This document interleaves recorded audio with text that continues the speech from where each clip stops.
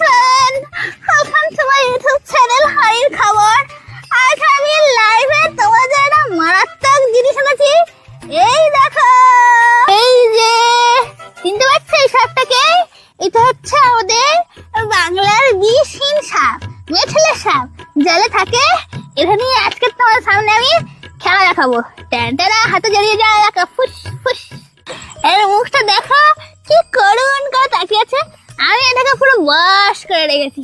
একে সকাল বিকেল রোজ আমি খাওয়াই দাওয়াই, এরকম মানুষ করে বড় করেছি। এরকম ছোট্ট মতো ছিল যখন একে আমি পুষেছিলাম, ছিপ দিয়ে পুঁটি মাছ ধরে রোজ খাওয়াতাম একে আমি।